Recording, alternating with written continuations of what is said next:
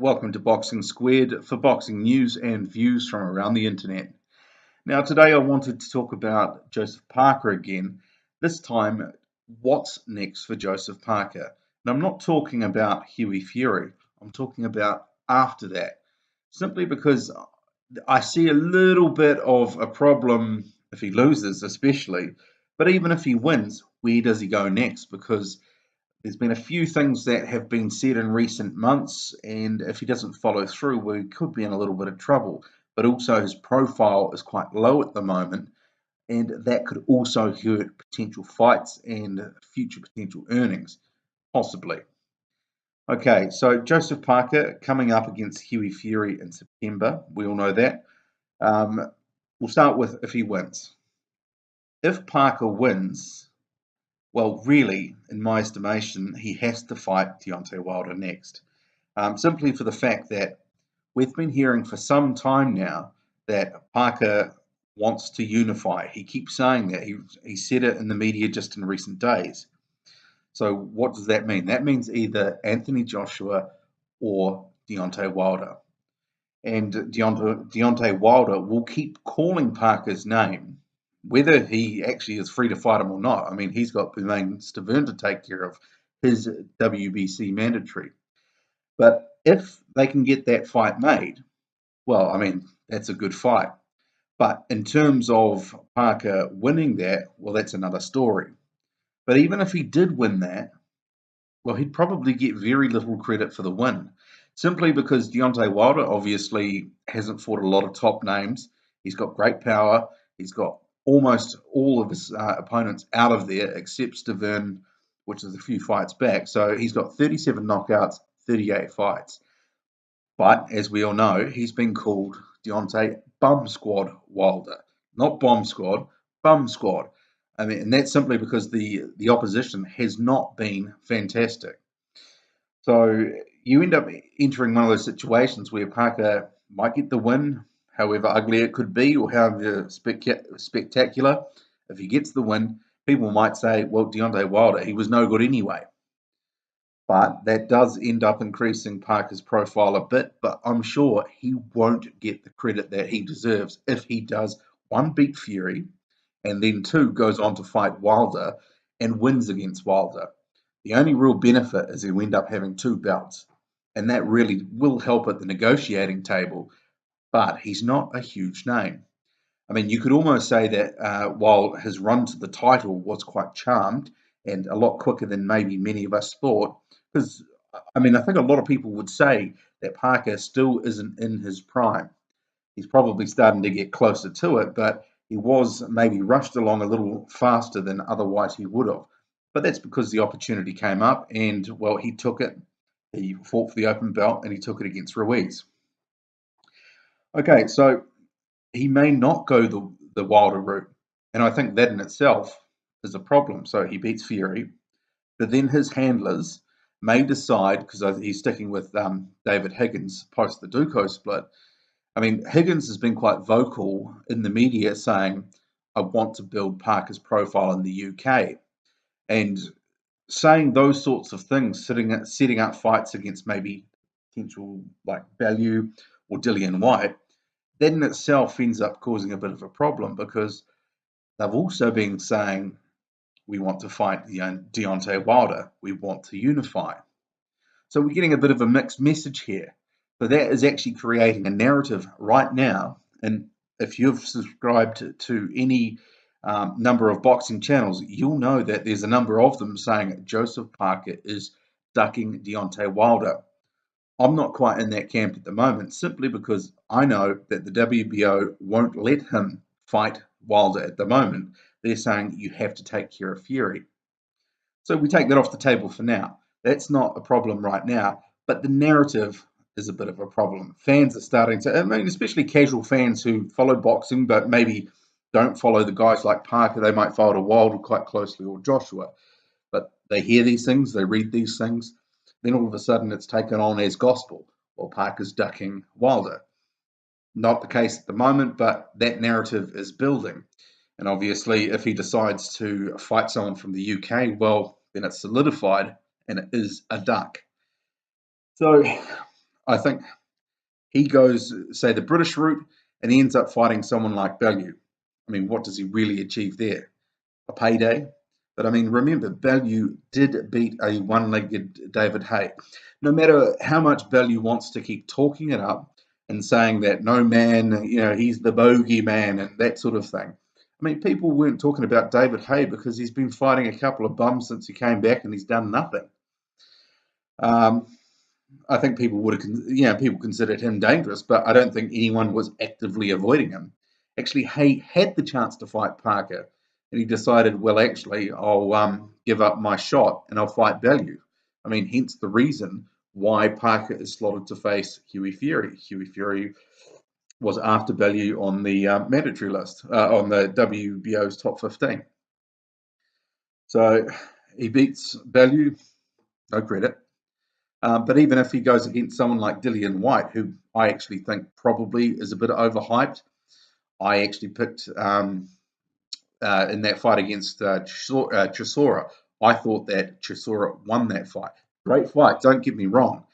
But Chisora, I think his best days are gone. But even then, I mean, each of the best guys that he's come up against, he's lost against. His record, what is it, 26-7? He's a good fighter. I think he's a very high-level gatekeeper, but I do think he beat White. So I think White is actually a little overhyped, and I think Parker probably would beat him. I think if he goes the British route, that's definitely the fight that he wants. But he'd have to win it and win it well. But even then, there'd still be a little bit of a tarnish. People would say, well, he's Joshua's seconds there. So I think whatever route Parker goes, if he wins, he's going to come up against, a little bit of, I mean, because his reputation is not high. They haven't really had a chance to build his profile very much in the UK or the US. So either way, I mean, it's going to be, he'd have to keep winning and winning spectacularly for his profile to actually start taking off. I mean, if that happens, that he can start to pull down some big paydays, then he can start talking about Anthony Joshua. Because I saw a video the other day where he was saying, I want Joshua. And it's like, well, come on. You've got to be realistic. That's a joke. You are not getting Joshua in the next couple of years, especially if you have performances like Razvan Kajanu. I mean, Joshua's got his own situation to take care of. If Klitschko picks up the rematch, then he's got Pulev, and then he'll have to fight Ortiz.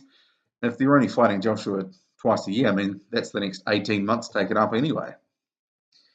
Okay, so let's move to the side where what happens if. Oh, actually, I just want to say one more thing. So that situation of Duco, David Higgins, and others, and even Parker sort of saying, I want unification, I want to fight Wilder, and then sort of, saying in the media, well, I want to fight in the UK, I want to build my profile there, fight some high-level guys, that sort of thing. You can't keep doing that. It's confusing. You have to stay on message.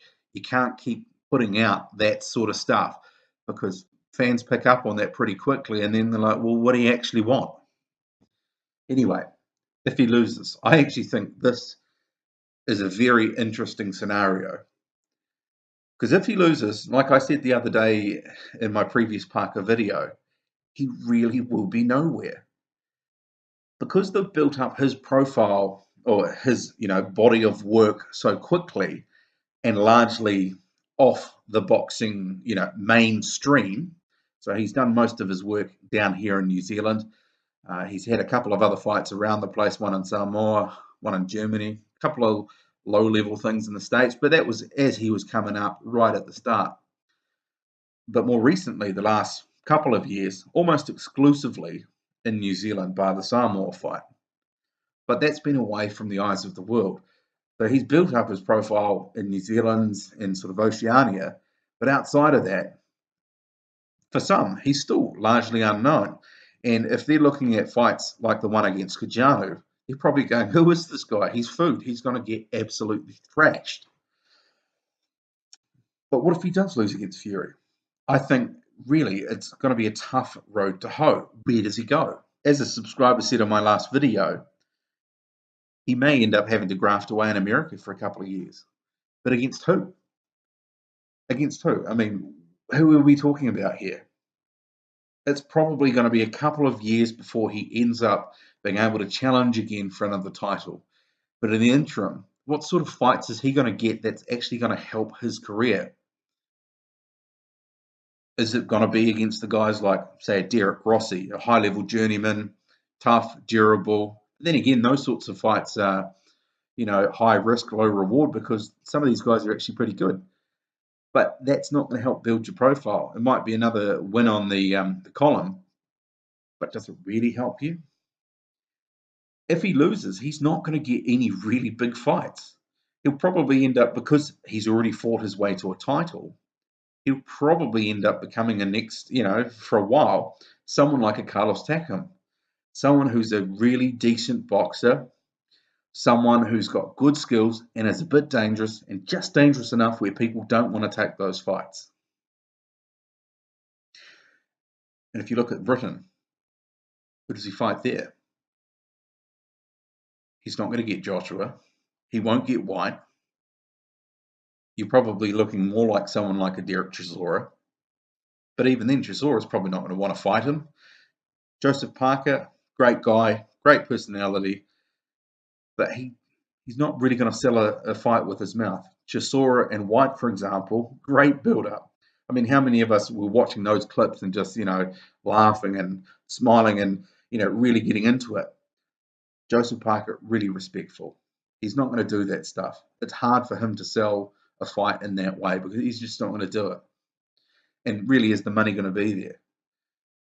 I mean, I hate to say it, but are we really looking at guys like David Allen, David Price, even? I mean, how much they've got left in the tank is questionable. But does it end up being those sorts of guys that he ends up having to go fight? But even then, if he wants to come back from a loss and build his profile, he's got to really knock these guys out of the ring, knock them into next week. I mean, David Price, I mean, that's probably possible. Just get the microphone near his chin and he'll be knocked out for a month. But I'm not really sure. I think, in short, Joseph Parker, he's just got to keep winning. Otherwise, he could fall into relative obscurity for a couple of years, and he might never come out of it. I think a good example in terms of a New Zealand context, someone like David Tua, he had great buzz, had good build up. I mean, even after a couple of early losses, because he was so exciting, he could just keep building that profile, and he was knocking guys into next week. Then after that Lennox Lewis fight in 2000, kind of dropped off the map. I mean, at least in terms of the viewing public. He was still obviously boxing and doing pretty well and getting a couple of good names on his record. But at the end of the day, he kind of fell off the map and out of sight, especially of a New Zealand viewing public that's sports mad. But New Zealanders, they love winners, and if you're not winning, it ends up being quite tough. And especially somewhere like boxing, it's all about buzz and hype, and you keep winning, you keep building up your fan base. But there's a lot of casual fans in boxing. They'll walk away from someone like Joseph Parker, like they did Tua, in a heartbeat, and it'll just happen overnight. And it's not that they don't like him, but people like winners. I hate to say it, but would he end up becoming similar to a guy, if he lost against Fury, considered someone like a Charles Martin or a Bermain Stavern? I mean, they were title holders. Look how much respect they get now from fans. It's very little.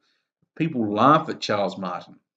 I mean, even Bermain Stavern, he had a pretty close fight with Deontay Wilder, but people don't rate him as a really good champion. Yeah, a great title holder. Yeah, I fear that people would end up relegating Parker to that sort of camp, especially when you consider, like Martin, like Stavern, they fought for an open belt, just like he did. So if he doesn't beat Fury, he could fall into a bit of a wasteland.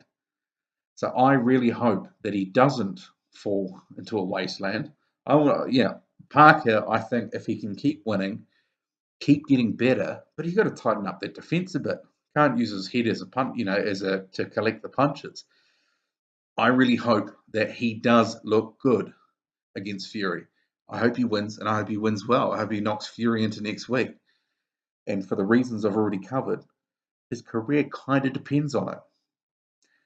That's it from me. Hit that like and subscribe button. I'm out.